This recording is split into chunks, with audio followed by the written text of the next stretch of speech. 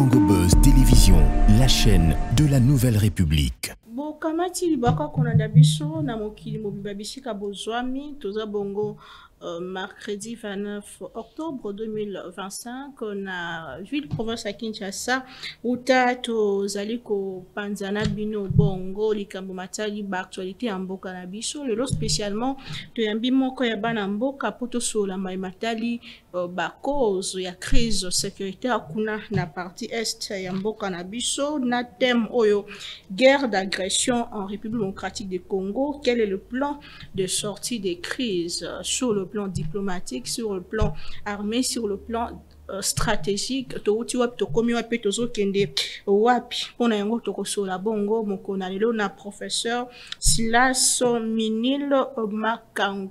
J'espère n'avoir pas massacré votre nom. Bonjour et bienvenue. Bonjour madame. Ça Bon. Boni. Kimi ezali nzamba zobatela biso tous en abon moi. J'espère que Lingala est tungisa. Non, ça va. Tout ça congolais. Moko ya langue na biso puis tout solo la na libanda na bandeko c'est un lingala. Tout solo la lingala. Solo penza ya motokuta mozindo baso na biso to moni vernissage il y a deux ouvrages au commis parlons-en ekozala bongo ekozala na Kinshasa komizali koya le chef fondamentaux d'un leadership stratégique et puis de la RDC entre puissance et demi de puissance pour une politique étrangère d'intelligence. Que faut-il retenir? Et ça pas beaucoup mi balo to représenter mon colonna Misato ya poso ezali koya le 5 novembre na salon Congo na Pullman à partir à 17h. Beaucoup aliboso et bengami le chef Topé Mokonzi.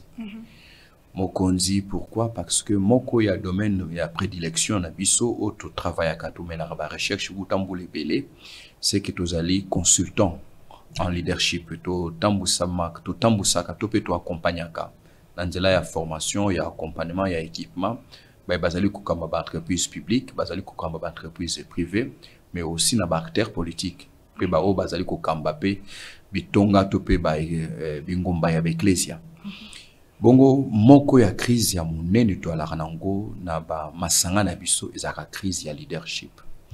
Tokutanaka na batu mingi o bazana motema malamu motema monene mekasi bokambe mina bango ezana kokoso makasi misusu pe bazana makoki ebele ya kokamba me baebite bakokamba po bamema batu wapi bongo buku oyo lokola réponse na crise oyo toali ko rencontrer tout autour de nous to bengi yango le chef sous-titre ezali ba fondamentaux ya leadership stratégique. Lolenge nini esengeli mokonzi azala. Pe lolenge nini esengeli ya kamba. Na buku oto ali koloba par exemple, moko ya piège munene bakonzi bakutana na yango, c'est que bakomaka prisonnier ya ba collaborateur to pe ya basungi na bango sans que ba yeba. C'est-à-dire mokonzi azana ye mokonzi ma en réalité ba bazo kamba, mboka bazo kamba. Parti politique bazo kamba société bali ko kamba ata cabinet ministériel et comme moi 2 ou 3 conseillers bango de ba commune influence ko le quand même mokonzi ye moko bongo esengeli sko mokonzi azala na bo kebi makasi esengeli ayoka kaba o bazali zinga na ye mais à faire aussi très attention pour que akoma exécutant ya volonté ya ba conseiller na été nde beaucoup oyo elingi kolobela beaucoup oyo elingi pe kolobela lo lengi nini mokonzi esengeli apona ba collaborateur na ye to ali même kolobela o to bengi na anglais ba bengi smart casting recrutement moko intelligent mokonzi apesa ka bato mosala te mokonzi asate po alongola bato na chômage te apesa ka bato ba tâche kolandana na ba compétence na bango pe na ba attente oye azali na yango c'est-à-dire ata Naomi ozana nzala ya makasi ozana bana ya kobokola to kola na esika moko na moni yo ndenge ozo ko nyokama mais yo ozali spécialiste na o etali ko kamba ba fusée to pe ba agents spatiaux lokola ngai agence ko kamba biloko etambulaka na mapata lokola ngai nazana besoin ya mutu akokambanga na tse ya mai moyena pisa yo poste wana ezate parce que sengeli na to sa principe moko elobi l'homme qu'il faut à la place qu'il faut ene kolakisa ke mutu nyonso esengeli atia manesika oyo ba compétence na ye tope ndingisa na ye ekokisami. Sinon te tokosala bo babengaka na anglais et misusing. C'est-à-dire nazali kosalela Naomi lokola présentatrice alors que alingaki kozala beaucoup plus efficace na gestion ya chaîne tope na côté ya cuisine. Rôle ezaka raté na futa yo mbongo. Maintenant c'est rassurer que place na Dieu yo ezali le meilleur endroit où yo koikolakisa boyebi na yo makasi na yo pour que les sanga ekende liboso. Wana yali beaucoup ami balé. Beaucoup il y a les chefs. Beaucoup ami balé ezali beaucoup ali boso plutôt. Oyami balé ezali RDC entre l'impuissance et le déni de puissance. Beaucoup tokomi yango pona kopé sa réponse. Réponse topé kisi na maladie to kumbami nango uta 1960 uta to zui indépendance na biso. Maladie yango ezanini. Ya solo tozali ko exister lokola état. Mais lelo oyo tozui succession ba ministre ba affaires étrangères ebele. Tous appelés na ba représentation diplomatique na ba mboka ebele pe na ba organisation ebele. Donc une visibilité sur la place internationale mingi. Mais tous en a difficulté à décrire, à définir ni ndeza politique étrangère na biso.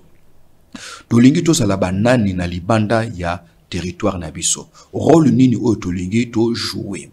Bon to lobi entre l'impuissance et le déni à impuissance. Impuissance c'est l'état actuel to ali na yango.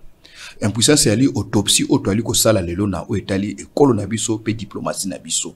C'est-à-dire que tozali ko se présenter comme un état fragile, état moko pauvre, état oyo esengeli baninga baya ko sunga na mbete hôpital parce que ana makasa ko tambola te, ana makasa ko ningana te.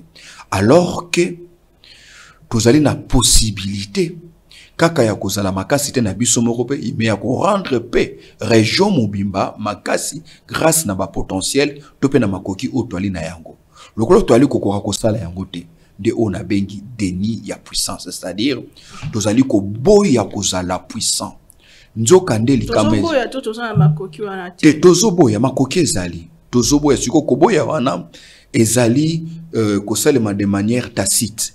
Ezali kaka intentionnalité. Elle est de manière tacite dans la mesure où tous en a makoki nyonso situation géographique na biso. Ou tous en a comme ressources na biso. Tous même qualité ya population na biso. Mais pourquoi tu as lu cause à la puissante? Parce que déni na biso et vendi na oyo to bengi mo ténèbres to pe ignorance na biso. Nanu to découvrir vocation na biso te pour to répondre na appel oyo Frank Fanon azaki kolobela tanga sol tala Afrique lokola munduki bongo gachette nango ezali Congo. Siko lokola to ali ko sala yango te. Pona biso comme lokola lisumu ezali déni mobimba. C'est-à-dire tous ali ko refuser ko sala puissant. Or, en refusant d'être un état puissant, au regard de la velléité nyon sur zinga na biso, tu ali courir risque monene, risque ezali nini. Risque ezali ete tokende na partition. Tokende na ningba biso babenga ka balkanisation. Tokende pe car na balkanisation te parce que maman Naomi esengeli ko tia eloko moko na kati na bandeko congolais. Tozalaka ceux qui tozu terme moko to koma yango donc ndike eloko mo mikola na kaka dongo le biso so ali ko balkanisation nakanisi oya koluka amema balkanisation na Congo akosala musala moko ya punda et puis eko risquer ezala éphémère en termes ya résultat. Mais ezala plus facile ne sika été baluka ba balkaniser biso toza plutôt plus facile ba mema biso na état ya non état autobengaka na jargon ya politique internationale somalisation to pe même ataba libanisation, c'est-à-dire totikali na biso mboka moko mais à l'intérieur il y a plus d'état totikali lokola vide moko boye lokola lisanga moko boya batu obali ko circuler dans un espace qu'ils appellent un état mais en réalité à l'intérieur il n'y a plus d'état, ce qui sera encore plus facile papa nguna na biso ko kota pe ko bima ko sala oyo bango balingi basala. D'où beaucoup oyo izali ko lakisa biso piste de solution ni to ko emprunter pour que to définir d'abord rôle na biso. Pourquoi le lo biso to lingi to tikala état? Pourquoi tozobo ya balkanisation? Pourquoi tozobo ya partition? Pourquoi tozobo ya ko disparaître? Tant que tu découvrir la raison alors et kosunga biso peut découvrir rôle to lingi to jouer et puis rôle to jouer ndeko pesa biso temps plutôt et pesa biso na linga la et sika to ko telemela ba mona biso lokola mboka ya malonga mboka moyen to pe mboka moko ya pamba. Le tout dépendra ya rôle oyo to kolinga to jouer. Mais comment jouer ces rôles ceux qui ba équipe ba sous basé ya kopanzana, on parle de frustré, on parle de bao baza ba simbi mandu qui peut bon na bongo contre mais justement il y a des défis munene défis oyo ba kambi ya mboka bazali na yango liboso. Mais sengeli za la kaka défi ya ba kambité parce que bango bazaka ka ba simple ba kambi. Ko kamba mboka na kozala na mboka ya yo eza différent. Bazaba kolomboka te bazaba konzi ya mboka kasi ba kolomboka te mboka ezali ya ngai mboka ezali ya yo yango biso lokola ba scientifique biso lokola ba nganga mayele tozali kupi komi pesa devoir ya kobanza pe ya ko proposer quant à bango ya koyoka o biso to ali ko proposer pe ya kotuna mituna. Pourquoi?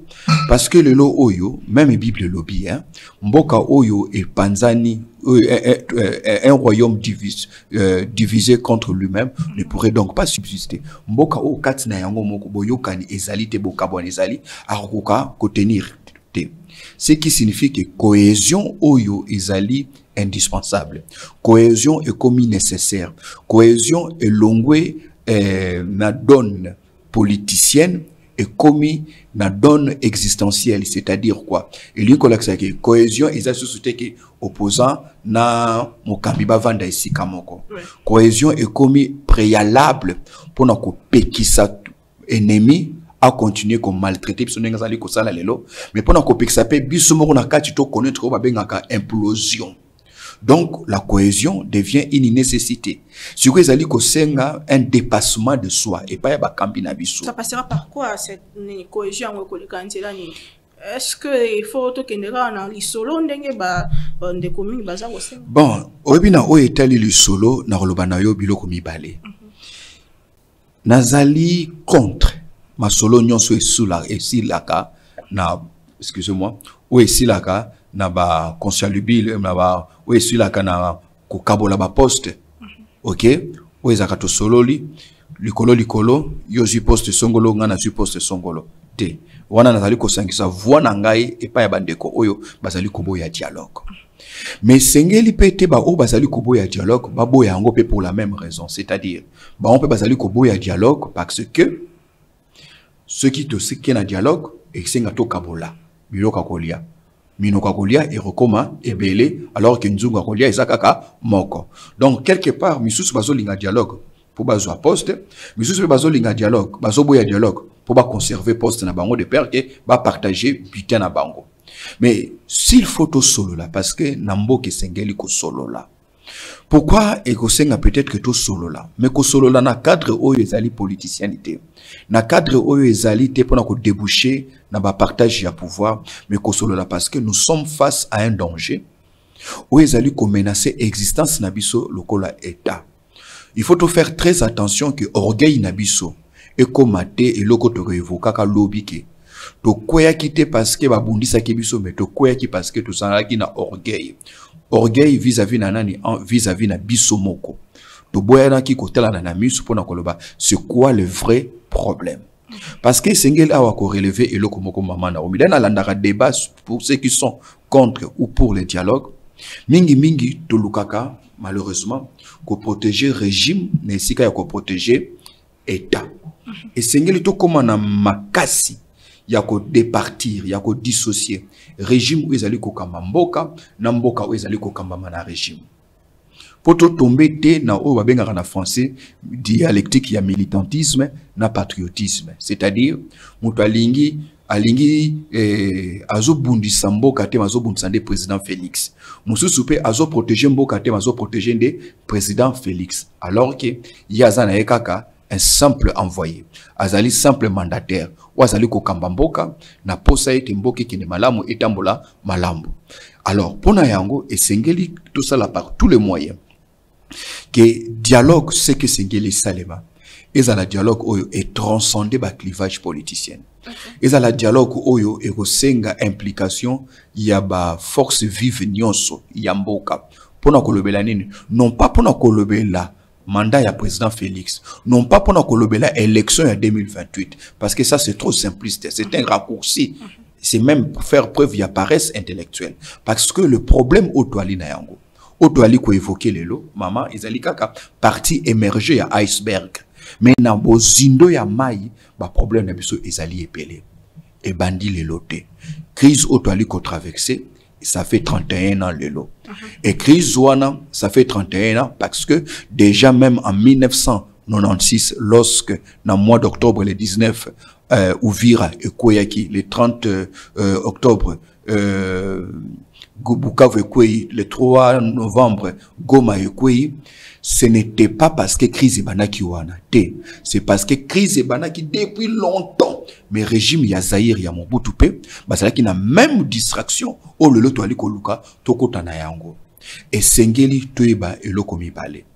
Mboka, tope eta, nengi Rodolphe Kellen alubengi yango, ezali ba être vivant. E botamaka, e kolaka, pe salaka nini, e kufaka.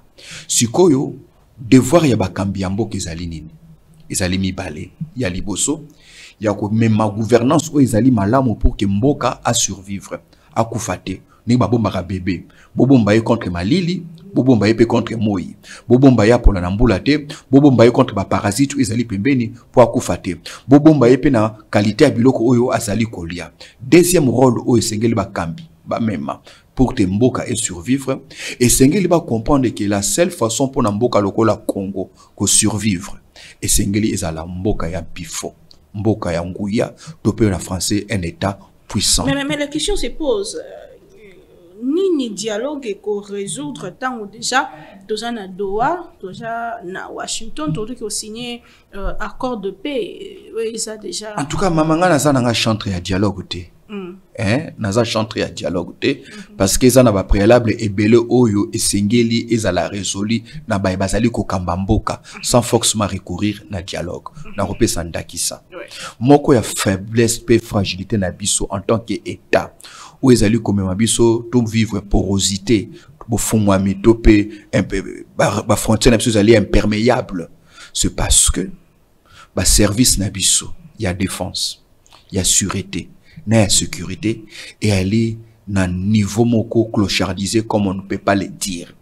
Et pour nous constituer armée et singi dialogue te. Et zali na ba devoir régalien ya ba bazali ko kamba mboka. Sikoyo et singeli ne ba o bazali ko kamba mboka. Ba trouver élégance pour na koloba ete face ya makambo tozokutana na yango. Ce n'est pas notre mandature qui est en danger. C'est la République tout entière qui est en danger. Ngai na boyi na ngai ke mabe comme na ngai pendant que moi na Congo, moi na oba bengi Congo azana maboko na ngai. Makanisi na bino ezali nini? Ozomona. Yango wana esengeli ba cadre ya concertation na mboka ezala un peu permanent. Ba cadre wana esengeli ezala permanent pour na ko solo la yango. Lelo oyo pour que mboka ezala makasi esengi tozongisa l'état na kati ya état congolais parce que nazali moko ya bazali kondima ite otali ko benga l'état azaso l'état te l'état congolais et si akufa l'état congolais aza trop faible, l'état congolais azali un état où azali na évanoui, c'est-à-dire azana incapacité ya ko résoudre na yemoko ba problème na yé.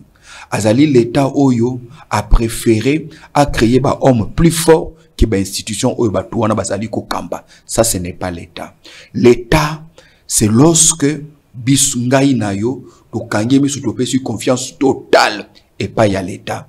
Et puis to ali ko banga l'état nding to ki ko banga directeur de discipline na école primaire parce que tu dis que ce qui n'a sali mabe l'état ko beta.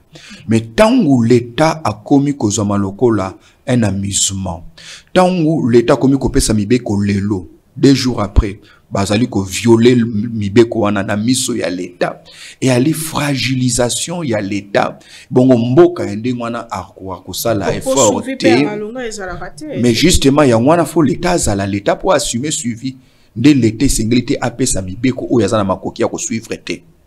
Parce que l'État, avant de faire il faut attendre la applicabilité na yango. Est-ce que ceux qui n'ont pas maman Naomi, Allah la apé maté? Est-ce qu'à Rokoka?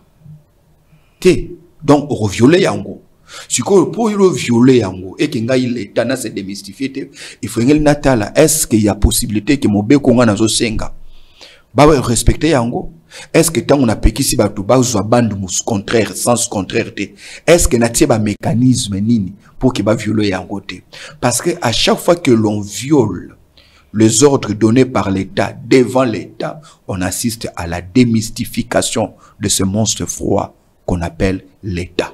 Et quand il n'y a pas d'État, il n'y aura pas de diplomatie, il n'y aura pas d'armée, il n'y aura pas d'administration. Il y aura des gens qui vont travailler dans des bureaux en attente que Nasuka Sanza Bafutaye. Mais pour se rendre compte que avancement comme tel est alité. Pour que l'État zonga et singeli l'État que l'État ne soit plus l'arbre sur lequel n'importe qui peut monter pour cueillir son fruit. Ning toali comme on a lelo na niveau d'administration publique. Maïnazali kolba awa maman et bandi na président Félix te. To accumuler mabe wuta première république na biso. Parce que na accession na biso ya indépendance, to zo ki ta ko vanda te poto banza toloba. Bon, to zuli panda. Tozu li pandango pona nini. Tolingi to sala na Congo ezala nini. Lumumba, Kasavubu, Mbapolo, Bachombe, Baebanso. La première génération ba kambina biso. Bazwa ki les conditionnate batuna, balingi batonga mboka ya ndenge nini. Et le côté. Ozomona. Et malheureusement, tozu li panda na mokolo na jeudi 30 juin 1960, les 5 juillet déjà Mobulu et bandi. Ozomona. Le 5 juillet déjà, Mobulu et bandi. Na Kankokolo, général Yansen à lobby, avant l'indépendance égale après l'indépendance, mutinerie à soda et bandi. Pourquoi mutinerie à soda et bandi? Parce que aussi, résolution à liboso parlementaire na biso bazwa, tant que les pando, et bien go. Résolution à liboso parlementaire indépendant, décolonisé au bazwa, ya liboso. Ba matisa ki salaire na bango ba multiplier en fois 3 ba soda balabi donc bango ba kokoma ba tambongo biso tokotika la kar ba mangamba ndengwana bolo ba na biso que avant l'indépendance na armée égale après l'indépendance mutinerie. Le 11 juillet Tshomba déclaré sécession. Le 8 août na Kasai kuna Kalonji Albert a déclaré sécession. Geto ko tandengwana tozwana no temps ko vanda te Mobutu aye a continue a commis na pouvoir. Deuxième coup d'état naïe, le 24 novembre 1965, avant de politicien, à la Bibiso armée, Tozui Bokonzi. Mais Bokonzi angwa zwa kiongo, non pas na agenda ya ye, agenda ya bapaya, agenda ya libela, ya libanda. Bateye pour azala lokola paravant, azala lokola digue et pekiselo, où ezali ko empêcher communisme et avancer na niveau Afrique centrale. Ba pesier ba moyen, ba pesier carte blanche, kamba na ondengo lingi, mais yo zalaka ka mutu na biso wa ko combattre communisme na niveau ya Afrique centrale. Alors, a joué rôle wana, mais yepe a joué définition te, ya koloba ete Zaïre fui za ndengi nini. Zaïre linge kinde wapi. Ozomona. Et malheureusement, qu'est-ce qu'on va faire? On va construire un grand Mobutu à la tête d'un Zaïre fragilisant. On va construire un guide, un timonier, un homme fort, plus puissant que la République, à la tête d'une structure en carton qui était les Zaïre. En dépit, il y a orientation, mususu batu basaki kozwa. Ozomona, lokola manifeste ya nsele. Soko tangi yango ozala très étonné, ya komona na qualité ya makambu oyo, soki batu bakoki ko appliquer yango, tengaki to komata Corée du Sud, ya mboka oyo, ya Afrika. Mais malheureusement, tokoi na militantisme ne sikato ça la patriotisme, n'enge peka rezali lelo. Soit on n'aime pas le président Fachi, on combat, soit on l'aime. Mais le Congo, au milieu, reste presque etika le lokola mwana ya étiqué. Et lokola ndako oyo. Batu bali ko bunda pona caméra, bali ko bunda pona micro, mais mutu moko azali ko bunda pona ba fissure ezali ko salama na kati na mur oyo. C'est là et sengeli moko ya biloko oyo sengeli to tonga mbangu to recréer sentiment patriotique. Et kabwani patriotique, sentiment patriotique wana ezali différent maman. Na militantisme, na fanatisme. En ce moment, tu as le développement kimia puisque vous dites qu'il faut parler Congo, repenser le Congo, oui. Est-ce qu'il faut par exemple, conférence souveraine de Bâtonnier Soubavandi pour parler Congo? Bon, Bâtonnier Soubavandi pour parler Congo, Topé Sapé Bazali Kokamba chance. Topé Sabango chance, épuiser, hein, épuiser Jibessière na bango, épuiser au bazana on a 4 na karkwa, épuiser arme na bango, épuiser yele na bango, pas parce que baza limité té, mais na kanisi ezana makambo bango bakoyi ko sala sans forcément tokende na dialogue, parce que isengeli pe quelque part ko considérer voya bazali ko senga dialogue comme une accusation et pas bazali ko kamba et bali koloba nini sans le dire, bali koloba simplement que bozo kokate boya to solo là siko bango pe faut ba la que bango kete to kokoka. On va faire de notre mieux pour faire ce qui peut être fait par nous et maintenant, et le reste va suivre après, parce que on ne va pas résoudre ça makambo nyon sauter na mbalamoko. Tu as ko accumuler passe il y a 65 ans. Congo maman et botami na maladie. Congo ezali na maladie au babenga na français congénital. C'est-à-dire moi na botami na défaut. To botami na défaut depuis 1885 na conférence de Berlin.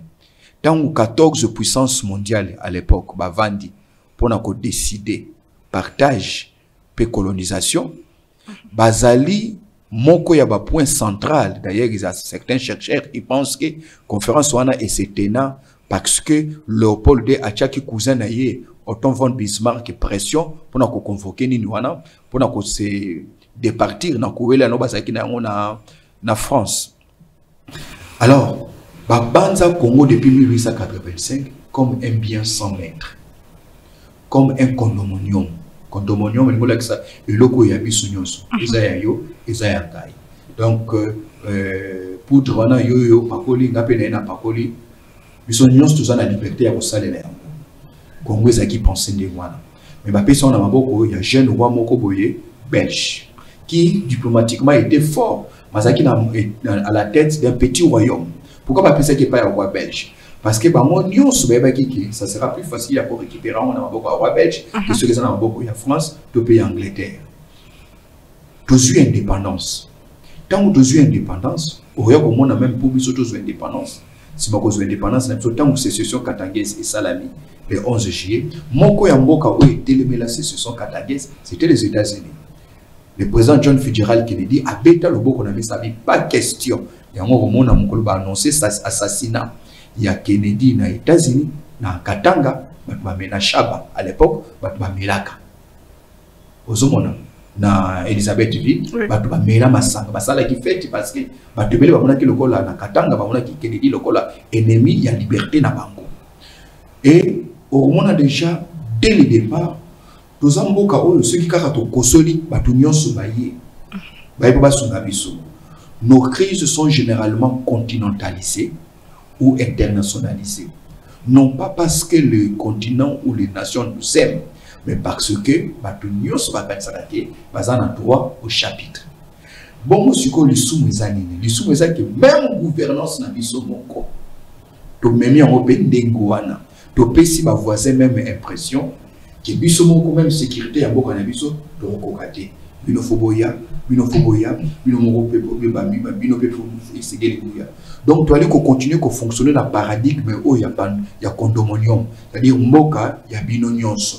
Donc ma bango et bana quartier ba lekara, ba beta kabale, ba sala kasili koti, ba beta kede kuna parce que le pango wana mukolo na ngwa yeba nakate.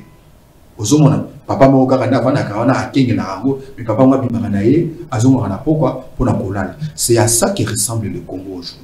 C'est là où je parlais de la nécessité de réinventer un État au Congo, c'est-à-dire un État aux fonctionnalités rationnelles de l'État à Tambolaka.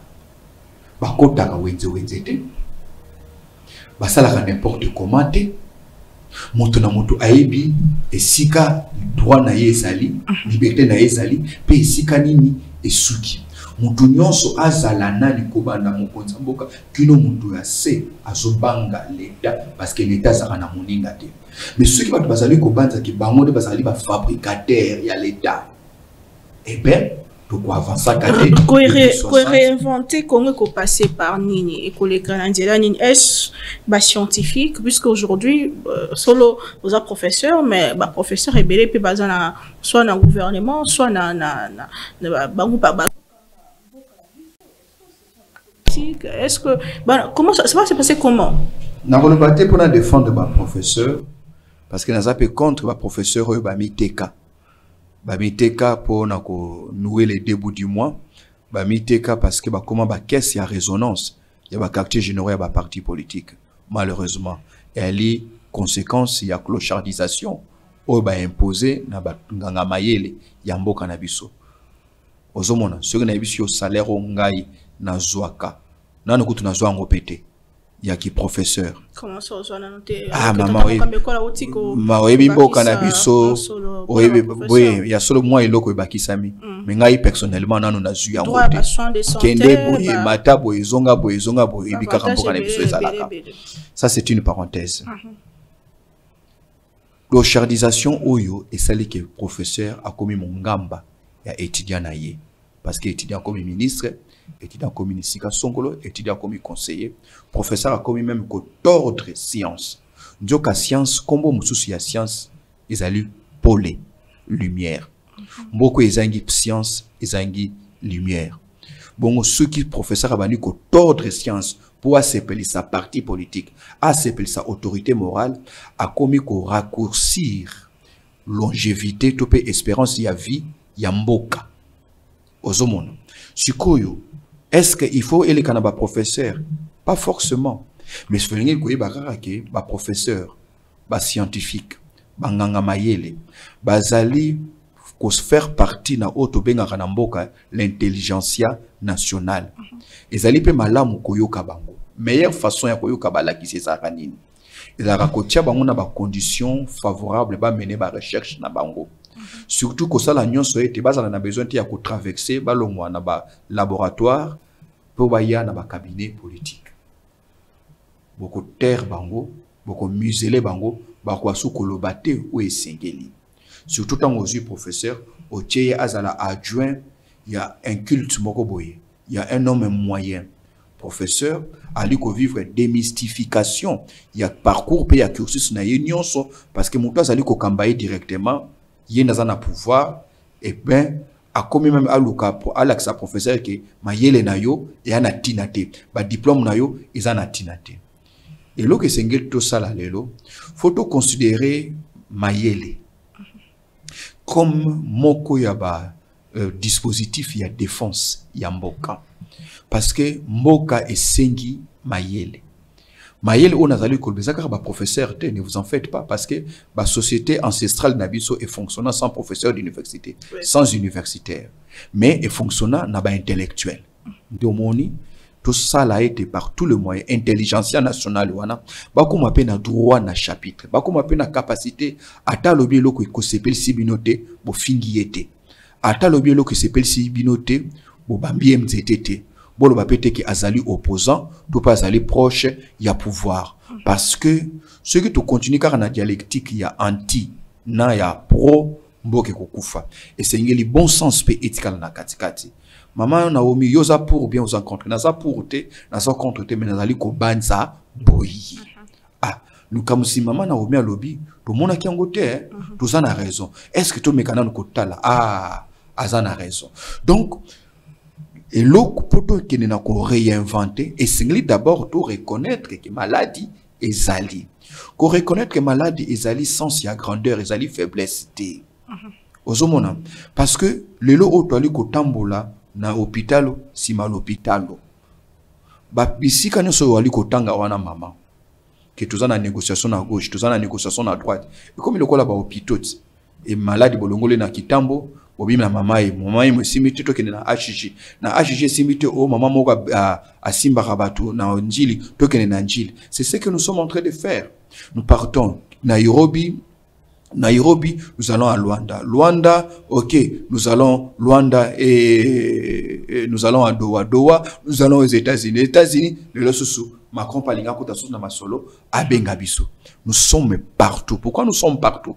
Parce que to boy ko réfléchir na biso moko na recette automoni ezali compatible na ma maladie na biso.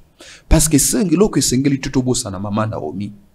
Tant que tu ali kolobela likambo ya crise na partie orientale, il y a Mboka na biso, en français, la crise à l'est et non pas la crise de l'est. Et elle est crise où toujours l'ingato géré avec beaucoup d'imprudence. C'est-à-dire, nous pensons que nous n'avons affaire qu'au M23. Le M23, c'est la partie émergée de l'iceberg. Le M23, c'est l'arbre qui cache la forêt. Le lot onga na otoali kosolo na plateau oyo, il y a plus de 216 groupes armés qui sévissent sur le territoire national. Parmi lesquels, certains se font même nommer le groupe d'autodéfense. Pourquoi bazali komi benga ba groupe d'autodéfense? Parce que bazali ko estimer que na coin moko boye, na localité moko boye, l'État congolais a un moyen de police, a un moyen de armée pour sécuriser bateau. Bon, ce que communauté wana bango moko bazui ba jeune gens na bango mindu kimi balemi satu pour ba sala autodéfense ba se protéger contre incursion ya ba communauté mususu. Mais dans l'entretemps pe bazali pe ko exploiter ba minerai. Donc nous en avons 216. Ce qu'il faudrait penser maintenant, ce n'est pas seulement un moyen, une recette qui met fin au M23, mais une recette qui redonne à l'État ses lettres de noblesse. Et puis, si dans l'État, ma casse naïe, pour la lissaba groupe armé, y compris ba Mobondo, ou Bazali, Kotoyo, ba ADF, ba Kodeko, ba Okapi, ba Maï, nyonso wana. Bon, parmi bango, 14 Bazali kosala allégeance na ba pays voisins. Commettre fin na yango. Osomona, to silisi, ba groupe wana nyonso, mais poto comme on a niveau ko silisa ba groupe wana nyonso. Et sengeli, tous alana instrument ya dissuasion. Instrument dissuasion de nini. Et ali armée nabiso. Armée détribalisée. Une armée professionnelle. Une armée moderne. Maman, une armée constituée de hommes achevés. Georges Clémenceau. Ce qui n'est pas le cas? Non, ce qui n'est pas le cas, ne vous en faites pas. Nazali moko ya ba recherche na makambo etali sécurité. De thèse na ngana sala ngona géopolitique pe géostratégie. Na li koloba awa nazana courage ya koloba yango. Ce qui n'est pas le cas. Aujourd'hui, je peux dire que toali na semblant ya armée. Mais koloba ki tout ça na armée. Mais bandi pe le loté. Nous avons arrêté d'avoir une armée depuis le début des années 80. Ah bon? Oui. Depuis le début des années 80. Je vous conseillerais de lire le livre L'histoire des forces armées zaïroises, écrit par le général Ilunga. Le livre écrit par le colonel Kisukulu. Au mona, comment débattre les côtes en armée zaïroise. Yango moni atango afda le koti. Na bo petenyon so 7 mois ba komi na Kinshasa. Le 19 octobre ba ku bazui Uvira. Le 30 octobre Bukavu Koi. Le 3 juin, le 3 novembre bazui Goma, avec autant de facilité parce que l'armée de Mobutu n'était plus une armée, parce que tribalisation ya armée qui moko ya élément oyo on a utilisé pour nous mettre fin à l'armée ya Mobutu. On parle lorsque le général Bumba Moasso a bandi ko s'arranger, ko sa la promotion ya ba officier, pe ba soldat, ya ba bunza, ba bandi ko koma ebele, pe ba ngonde ba komi majoritaire, na o ba benga ki ditrak, ditrak ezalaki division aéroportée. Il y a aéroporté de choc. Oui, c'est qui le colle en centre, il y a DSP. Là, qui le bosso ditra qui est comme BSP, si mais comme DSP. Bongo, balobi, comment bango ba bunza baza ebele, ba qui nous protéger régime ya mungwandi. DP, bitumbe bandi, conflit entre Bambunza na armée na Bangwandi. Jusqu'à ce qu'on a fini par avoir une armée ngwandisée. Et cette armée ngwandisée a négligé toutes les autres divisions. Ba unité nyon soya qui négligé, priorité comme qui na DSP. Et ce qu'on évolution à la guerre, nyon soto ozu moba un moba de ozu guerre ya chaba. Tant que pour une sika balongo le pena général Bomba qu'on a accusé de trahison. Au royaume comme on a que armée na biso to négligé kiango makasi. Et pourtant Mobutu azalaki soldat de formation, mais il a négligé ce qu'il avait de plus important en tant que soldat pour nous assurer sécurité et intégrité ya mabele na biso. Et lelo oyo tozolinga totonga armée. Tout le bas que le président Kabila père, Kabila fils et même le président Tshisekedi va hériter quand on a des situations.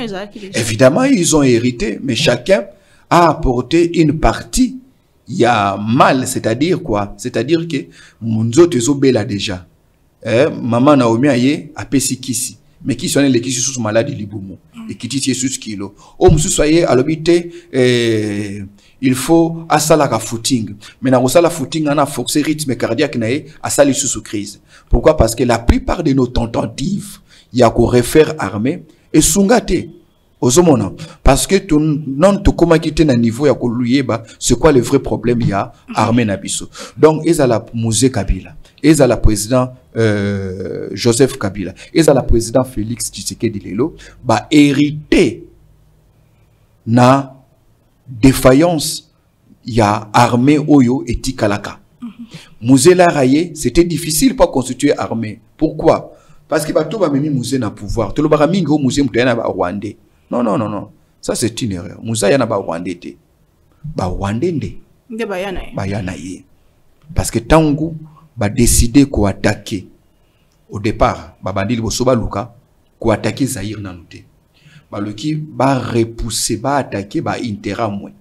Na ba phare Force armée rwandaise ya Biarimana. O ba kimaki na ngambo ya Zaïre na 1994 sima ya avion ya président Kokweya. Lorsque bango ba ye po ba landa bango. Bah, se rendre compte que en face d'eux, il n'y a pas d'armée, il n'y a pas d'État. Dans le temps où combat généraux, vivants, il n'y a pas d'armée, il n'y a pas d'État. Bon, aussi bah soda o yabiso ao, ya Zaïre. Bah quand même que ça la copie ya kosuma minduki. O ba phare na ba interam ba kimaki na yango. Po ba na koteka nga mususu et pas ya Sanvimbi, mususu koteka na ba groupe mususu ba yaki ko sala déjà ba mouvement d'intention insurrection na niveau ya Soudan. Donc comment qui armée ya ba commerçant ya ba coopérant donc au monde na tango Zaïre ba généraux nyonso minene bazaki na ba libongo na bango mabongo na bango kina limité na Kingabwa libongo songolo libongo ya songolo ba yaki na ba baleinière na bango obi ba moteur ba baleinière na bango ezaki wi utawapi ba moteur ba char de combat osomona ba moteur ya ba char de combat. Mobutu n'avait plus d'armée déjà au début des années 80. Il n'avait plus d'armée.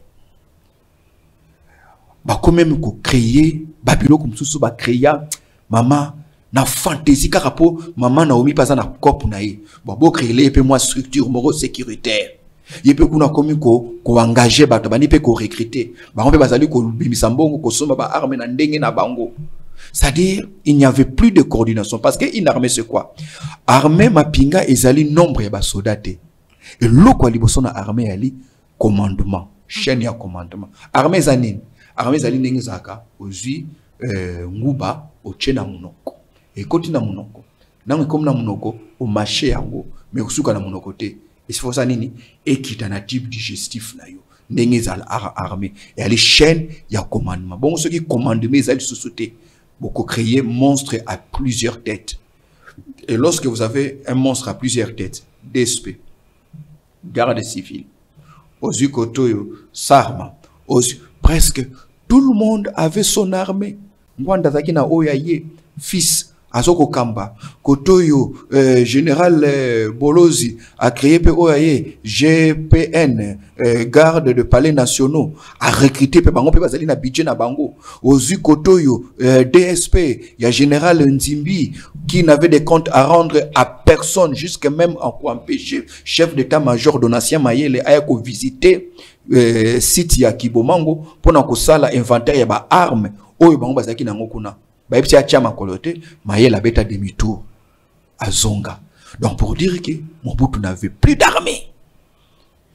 Mais comment on peut se permettre de ne plus avoir d'armée lorsque la même armée qu'on avait hier a intervenu dans des États voisins? Parce que chaque intervention dans État voisin, et elle a créé mon sensibilité, mon boye. L'objet on peut pas soit travailler en votre faveur, soit contre Bino. Domoni, Bako Afdel. Et Koti, mais bah moni que moi ba avancer ba ngomo ko aussi mbaté. Il faut pas moi na mboka ba chaye na mutu.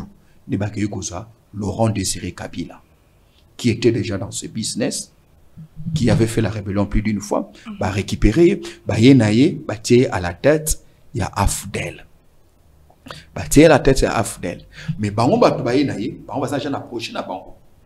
Mouzaye a commis na Lubumbashi, a remarqué bah atrocité belé, a remarqué bah injustice belé, n'a rien ici éveil patriotique, ou est-ce que a fibre patriotique pardon, et la moussier a dit non, il faut bateau yo to kabwana bango. Mais le comble c'est quoi? Yo côté film monsieur Bandaki, bango ba na mikete, banaki bien avant et si ba calculer. Moko ya eloko o barotika yo salate, c'est d'organiser une armée. Ils avaient pris toutes les précautions. Pourquoi ils avaient pris toutes les précautions? Parce que Bayebi, laisser les Zaïre, laisser la République démocratique du Congo disposer d'une armée, c'est courir un danger. Un Congo fort est une menace pour ses voisins. Et parce que nos voisins, Balingiba, se prémunir face à la menace Swana, qu'est-ce qu'ils vont faire?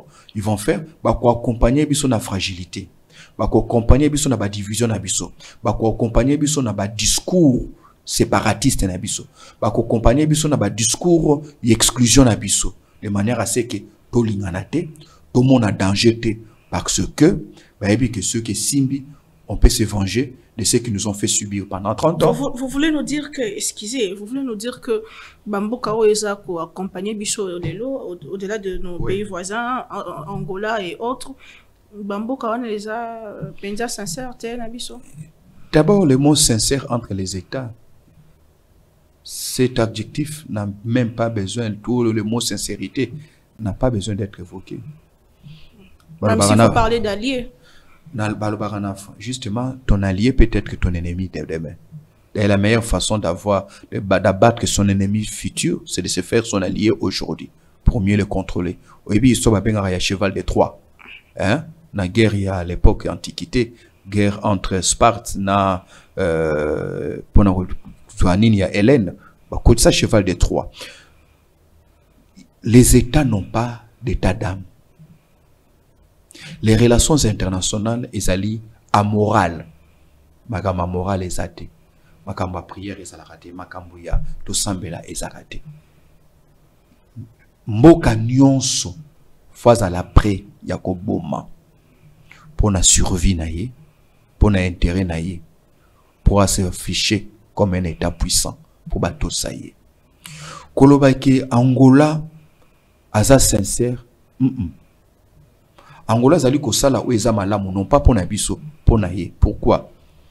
Parce que Angola a yebiete, il a intérêt à ce que les choses aillent bien, mieux au Congo.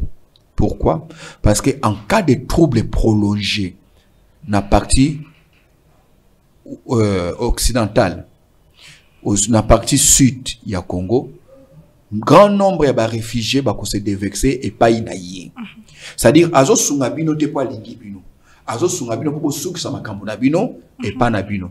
Yango so ki botomboli mingongo bandi ko swana aye nini bozo la nini te bobongisa. Pourquoi so bobongisa? Parce que bobongisi te boko so bisaka na bino bokoya et pas ikoki mais pas inaïe. Et moyen avec sabino ezate parce que exigence humanitaire et c'est que avec les bino couloir bokota et pas inaïe. Donc à sa sincérité. De deux, akoyi tokoyi ko senga ya la sincérité parce que lelo oyo président Joao Lourenço différemment na président Mbutamuntu oyo aleka nani Eduardo Santos.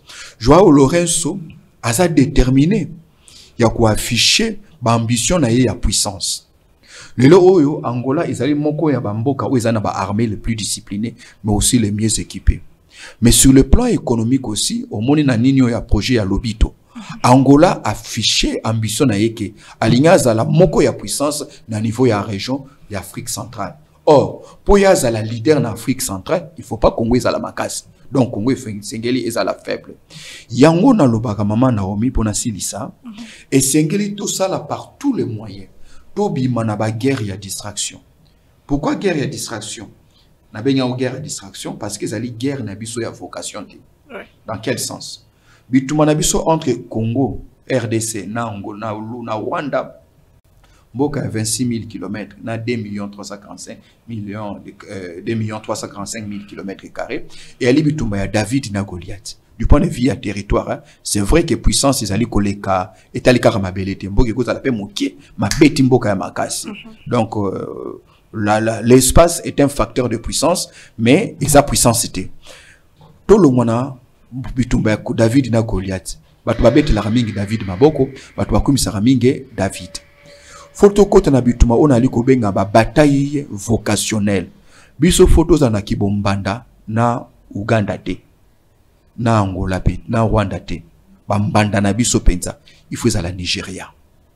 Bambanda na biso esengeli zala Maroc, Égypte, Afrique du Sud, Éthiopie. Mboka mitano wana bangonde esengeli diplomatie na biso. Nini na biso. Même système na biso éducatif to compétit bato ya championnat na biso bango wana. Bato to robeta na bango Champions League ya bamboka bango wana. Parce que tant to ali ko butana Rwanda. Tozo mela pema. To ali ko se faire démystifier na ba véritable challenger na biso. Parce que bamboko na otu kotanga bango nde bazana ba ambition ya kozala ba number 1 ya Afrika. Est-ce que bakoyi kotanga 5 number 1, 5 puissances africaines? Bongo batanga Congo te, Congo ya Lumumba, Congo ya Kimpavita, Congo ya Simon Kimbangu te. Wane ali déni ya puissance au lobby. De comme vraiment dans cette émission, c'est vrai que Makamboko le Baïsa a tellement ébellé sur le Congo, notre pays. C'est vraiment spécial puisqu'on parle pas politique comme d'habitude, pro ou contre, mais c'est vraiment la matière grise sur la stratégie, comment s'en sortir. Et donc, État, pour nous aussi, c'est une émission à mon Konaïlo, puisque vous parlez de la diplomatie. Oui. La plupart des personnes sur ces plateaux, surtout du pouvoir, disent que diplomatie est à Mokambeko le foot. Cette fois-ci, tu as eu quand même la résolution au niveau des Nations Unies, tu as eu quand même la sanction pour la Rwanda. Bon, est-ce que notre diplomatie est plus forte que jamais depuis l'arrivée du président Tshisekedi? Je ne dirais pas plus forte que jamais, c'est vrai qu'elle est plus forte qu'hier. Ok. Elle est plus forte qu'hier, elle est plus expressive qu'hier, elle est plus médiatisée qu'hier, elle est plus spectaculaire qu'hier, parce que il faut dire qu'avec les régimes passés, tout était taiseux. Nyon Sezaki neti yako vanda. Mais sengeli te to tomber na triomphalisme. Mokonzi ya mboka azana facilité à comprendre langue, ya ko kende vers ba partenaire, ya ko solola na bango. Ezali moko ya aspect moko très important na o etali diplomatie. Mais force ya diplomatie, ezali était avant na ya voir maman Naomi. Fona lukana sonde na makambo etali ngai na histoire. Rôle nini maman Naomi a jouaka. Est-ce que ce qui a pesinga oui na ye ezali sincère? Est-ce que nazali ko représenter en jeu et pas maman Naomi? Ne nazali ko benga une politique étrangère d'intelligence pour ne pas être partout sans rien récolter. Parce que lelo oyo nanzela papa Mokambi na la brave ministre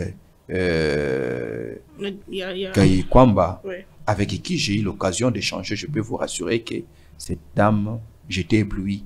Elle a de la jugeote. Elle maîtrise le système onusien. Elle a une très bonne lecture. Il y a monde international. Elle est très brillante. Mais le problème, c'est quoi, maman Naomi? Tolobaka, ma diplomatie simbarate pour encre. Il y a diplomate. Encre a signaler Mikanda. Eza Yawolo. Ma casse ya diplomatie et elle est présence ya soda. Ok. C'est-à-dire, bamboka tope bikolo ezara bayake azu nyongo mais na motema na abi na futate aodie na ngapi na futate ok na ngapi. C'est comme ça que les États fonctionnent. C'est que pour que moto bo signaki na ye andi mako respecter oyo bo signaki na ye, il faut ozaka na styloté na encreté ya ko signer mukanda mais pembeni na yo soda pe azala na épée ou ezali bien équissé. Contrainte. Très bien. Azala na contrainte. Parce que le lo oyo ngai na koye kozwa courage pe risque ya koloba.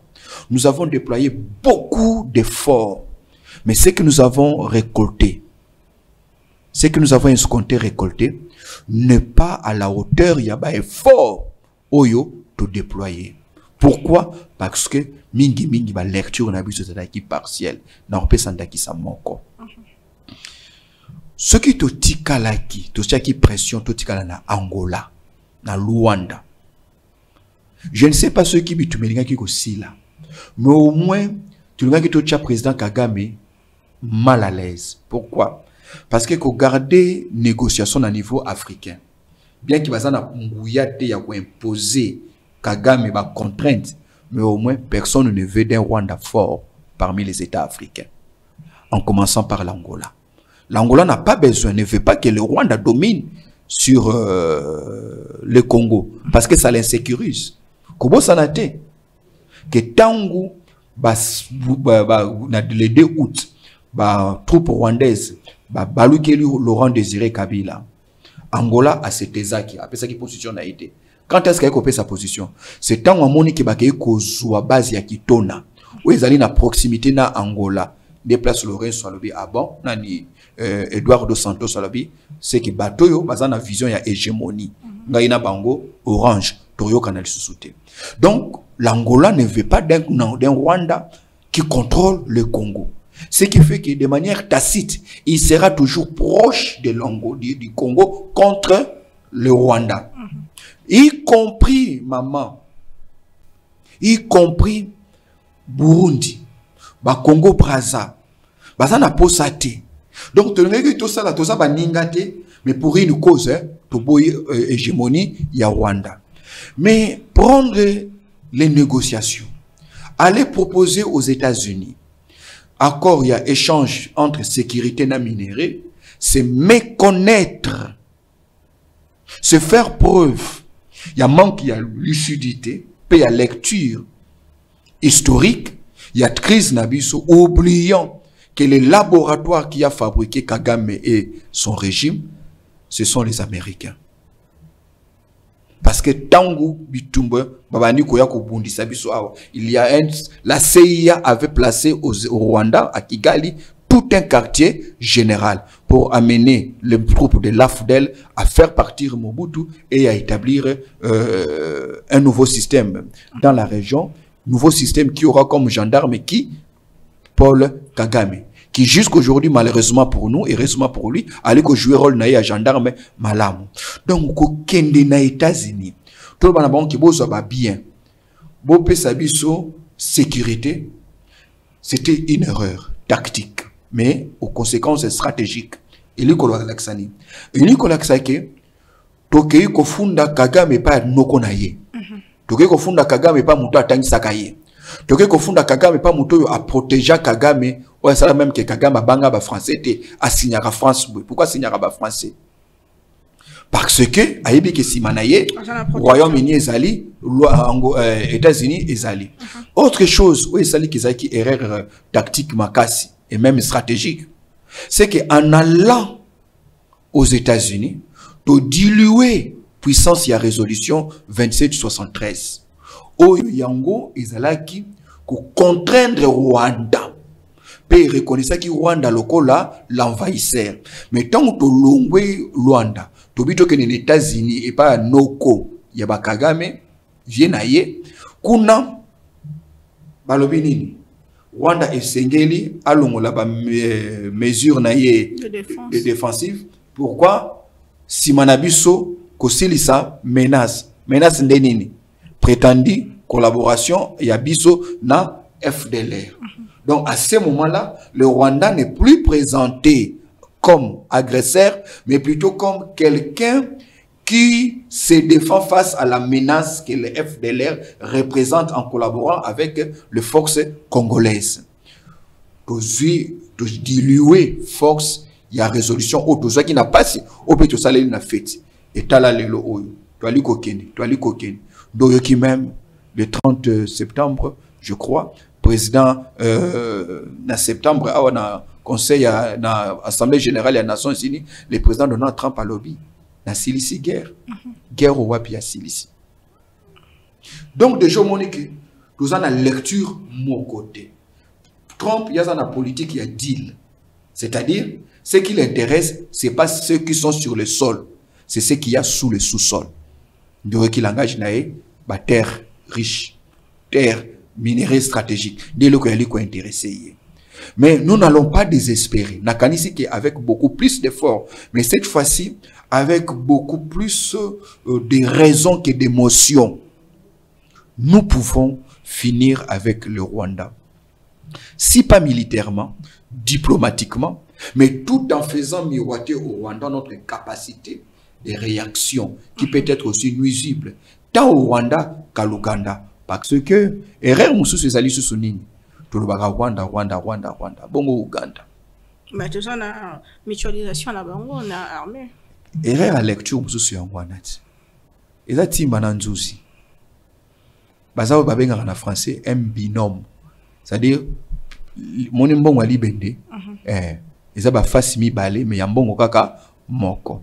So qui va me balé bazoyo kanate parce que on peut bawele la leadership et pas une abisso bawele la nana ko contrôler d'ailleurs ceux qui balam sous sur le pelango M23 botamine nini quand est-ce que le M23 est né ou ya komona ke si makaka ke tubandi ko signer accord ya construction ya route tu vois Kasindi Kampala quelque chose comme ça ba velléité et ko banda bawele la nana ko contrôler bien ba romi balé boyna no babundate mais babunda kana et pas une abisso na kisangani guerre ya 6 jours ozomona bawele laka mais siko tango biso to ali ko mutualiser na Ouganda nous pensons vraiment que cette mutualisation elle ko protéger biso parce que un pays se conjugue dans le passé dans le présent mais aussi dans le futur moi na ya Museveni général Oyo à Loba à Twitter Abang Arabi sauté, à respecter Arabi sauté, à respecter Arabi continue Arabi sauté. Est-ce que si tu te poses la question, Nana la probable remplaçant ya Museveni si jamais il n'était plus au pouvoir?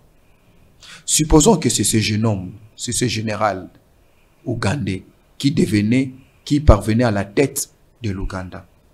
Vous voyez dans quelle autre difficulté nous allons nous mettre parce qu'il voue un culte à Kagame. Il déifie Kagame. Maintenant, un état stratège fait quoi? Allez, j'ai besoin de disposition. Azo anticiper. Pour préparer des nini. Kaka pona Rwanda te, pona Ouganda kakate, bongo na Angola. Bongo na Congo Brazza, ceux qui s'assungi soit ça se sauter.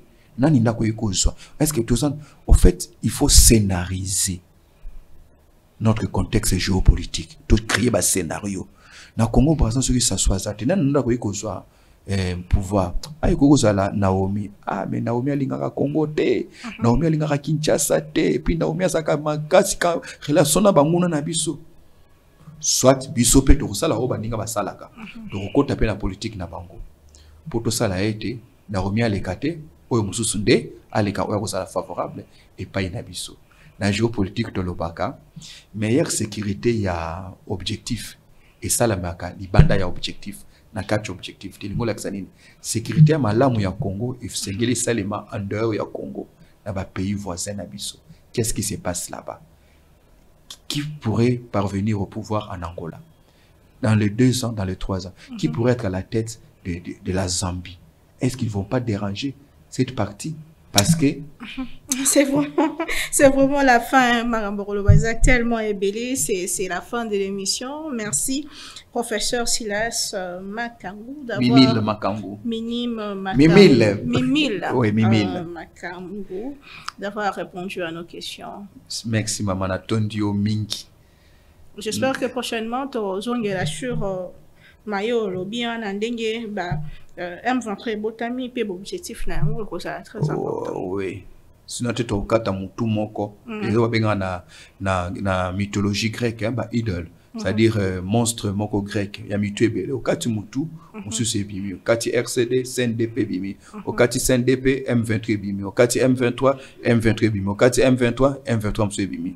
Donc, tu réponds au kata M23. Donc, c'est posé la question. Quelle sera la prochaine? Merci beaucoup, Ndeko. Donc, nous prochainement, on a invité, on se soumet toujours avec le plaisir de vous servir. Tout ce cas-là, Madame Peki Baïga, ma Congo Buzz Télévision, la chaîne de la Nouvelle République.